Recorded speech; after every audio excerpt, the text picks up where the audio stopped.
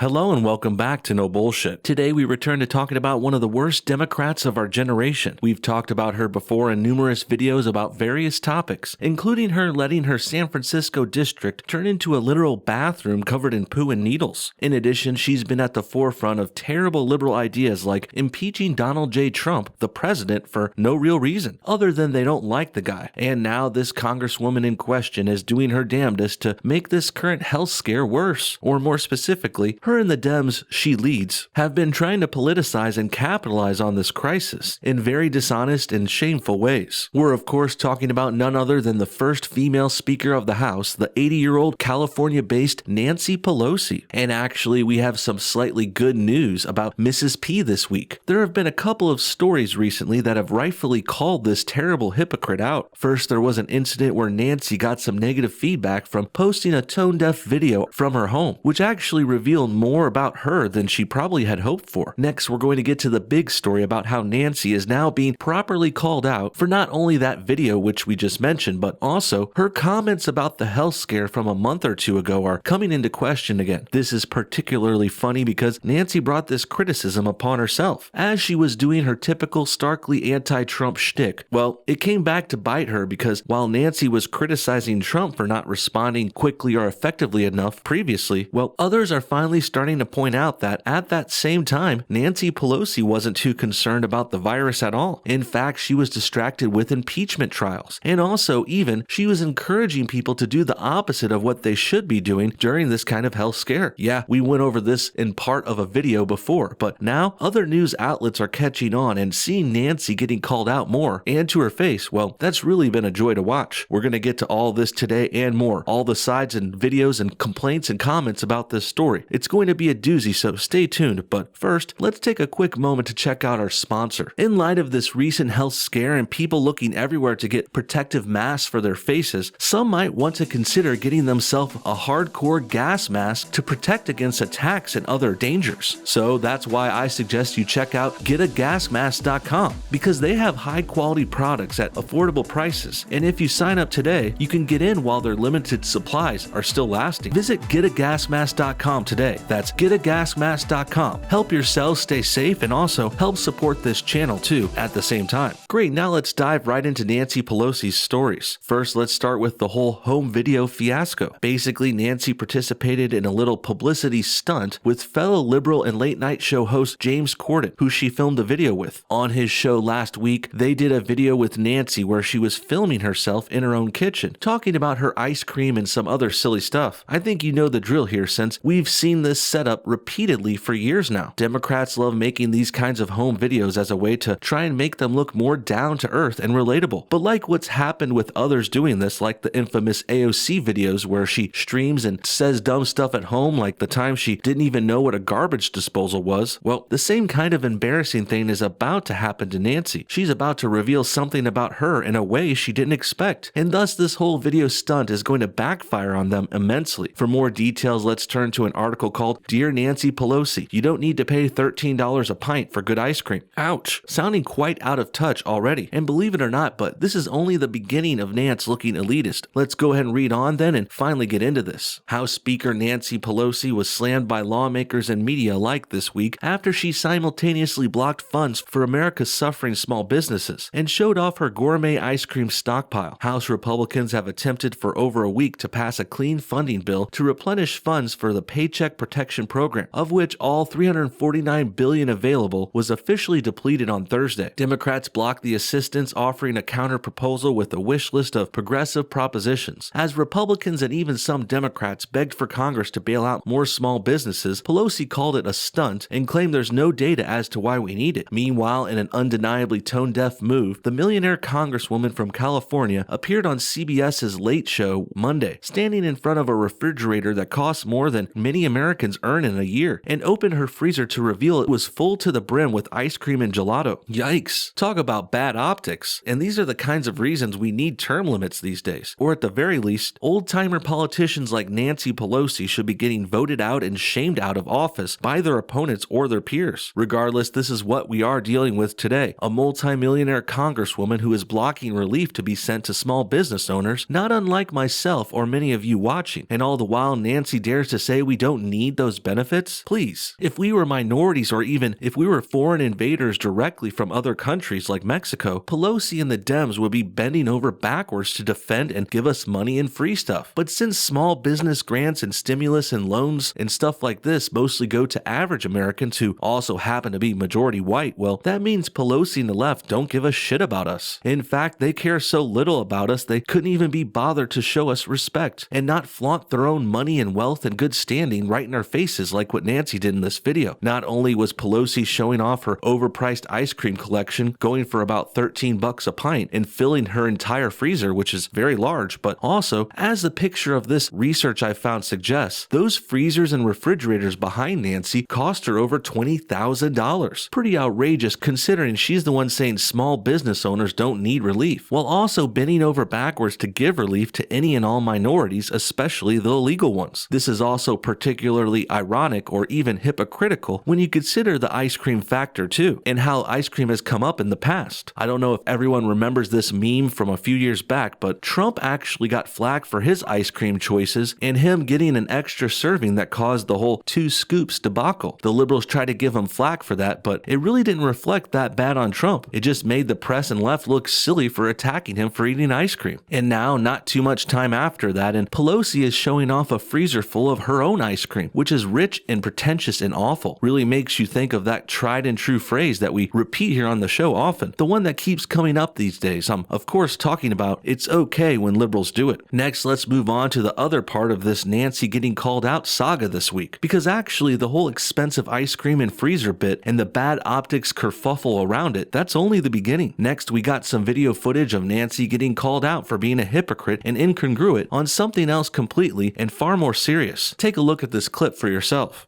As you are right now, have been very critical of President Trump, especially for what you say is the time that he lost initially in January and February in responding to the virus. But I want to point out that on February 24th, you went on a walking tour of Chinatown to try to promote tourism there, and here's some of what you had to say. Wow, before we even get to that, let's just acknowledge how terrible this looks, while also checking out this still of Nancy because, quite frankly, she looks shocked and scared, and she's afraid to see what's coming next. She really should be, though, because promoting tourism just weeks before our whole country got locked down, that's certainly a terrible look. In addition, this gets exponentially worse when Nancy then tries to slam Trump and say he was acting too late. Come on, lady. You were telling people to visit Chinatown while Trump was forming task force and stopping international travel, while Nancy was wasting all her time on a failed attempt at ousting an innocent president. Well, at the same time, said President Trump was the one actually talking about the health scare at the State of the Union speech, and he was doing stuff at the same time too. And this all wouldn't be brought to light so much if Nancy wasn't the one bringing attention to the situation again. At least have the decency not to mention the timing of the reaction, especially when you reacted much later and much more poorly. That's what we're trying to do today, is to say everything is fine here. Come, because precautions have been taken. We think it's very safe to be in Chinatown and hope that others will come. If the president underplayed the threat in the early days, Speaker Pelosi, didn't you as well? No, what we're trying to do is to end the discrimination, the stigma that was going out against the Asian American community. What? Huh? Come on, Nance. You can barely even get this Dodge job out of your old mouth. Admittedly, it is probably difficult for whole sentences to make it past those old dentures of yours, but I digress. The point here is, you're full of it. Even if Pelosi and others were trying to mitigate some kind of so-called discrimination against Asians here, well, that attempt is also at the same time a way that you are underplaying the threat as well. Now, I can also be fair and say most of us in America weren't too concerned about this issue until mid-March, but the end of February is very close to that. And also, it's the literal jobs of politicians and public figures like this to be out in front of issues, giving the public accurate, life-saving information when needed. In addition, this wouldn't even be too big a deal if Pelosi wasn't attacking Trump for reacting too late to the scare. Because if she wasn't being so adamant about attacking Trump with this premise, people people wouldn't then be looking at her old quotes and proving that she reacted even worse and more slowly. And even she was encouraging people to do things which would make their likelihood to get sick even worse. Basically, Nancy made things even worse for people in February, but she still has the lady balls to claim that Trump did that very same thing and saying he reacted slow, even though she was far slower. And now she's trying to pivot and blame this all on racism or something, and that's absolutely insane. But also, it is kind of hilarious to watch. And in fact, if you will look, the record will show that our Chinatown has been a model of containing and preventing the virus. So I'm confident in our folks there and thought it was necessary to offset some of the things that the president and others were saying about Asian Americans and making them a target of violence across the country. And citation needed, lady. I'm guessing Chris Wallace here is about to take her to task too, but let me go ahead and cut in first. First of all, the whole premise here that's not being directly stated is because the president accurately described this illness as coming from China, that's what made lefties like Pelosi start to say that descriptor was racist and hurting Asian Americans. This premise is absolutely ludicrous on its own, but it gets more silly when you realize the mainstream media and the Democrats were calling this sickness that for weeks before Trump even did. It was all over the news and internet and said by most major outlets everywhere. But as soon as Trump says it and the media decides they want to turn on him, it's racist now. Even though the president was saying this as a way to defend ourselves from claims that China was saying it came from the US. And well, the president was defending America and calling out that Far East communist nation where this virus really came from. And attacking those communists is what really triggered these leftists. Because what's also become even more clear recently is Democrats hate Americans while also loving and defending our foreign adversaries like China. In addition, this defense from Pelosi is getting worse and worse and more desperate by the end, where she makes the false claim that Asians are facing violence because the president said something she doesn't like. There's no proof for that because it's just a last-ditch effort and attempt by Pelosi to defend herself. Because in this interview, Chris Wallace at Fox has her on the ropes about this whole situation and how Trump responded slowly when really it was her and her side that did. Don't you think that when you're out walking without any mask, I understand this is February, not April when this happened, and saying that there's no threat, it's perfectly safe there, weren't you also adding to this perception that there wasn't such a threat generally? No, I was saying that you should not discriminate against Chinese Americans, as some in our administration. Nancy, come on. You didn't even speak or say words properly here. Maybe it's time to retire, lady. You are already filthy, stinking rich, but to these people, money's not enough. These kinds of rich, liberal elites get off on power and control at this point. But as for this clip, Wallace is right again. Of course you're helping the spread of sickness that spreads person to person when you're encouraging people to gather in large numbers in small confined places, like what Nancy and other Dems were doing. Just because your basis for that originally was to combat some racism you made up, that doesn't mean you're not also worsening the spread of that disease. In addition, let me just say this as politely and in the least offensive way possible. Why are these politicians caring so much about these Chinese people anyway? Of course, Pelosi's district in California has a larger population of them, but by the way you hear her and other liberals talk about things, it's really sounding like they care more about China and their image and how they're coming out of this problem, which they started, over actually caring about Americans and our nationalities who are innocent in dealing with this problem in our country, which we shouldn't be. We had nothing to do with this. So forgive me for sounding harsh, but we do need to prioritize things at times, especially with such a big and diverse nation like the US. And in this situation, defending those from the Middle Kingdom is really on the bottom of my priority list, especially considering that Far East nation is actively lying and trying to blame this crisis on us. I think if you check the record and it's current, you will see that that Chinatown has been a model in all of this. And that's what we're saying. Look to them for answers. Don't look to them to place blame.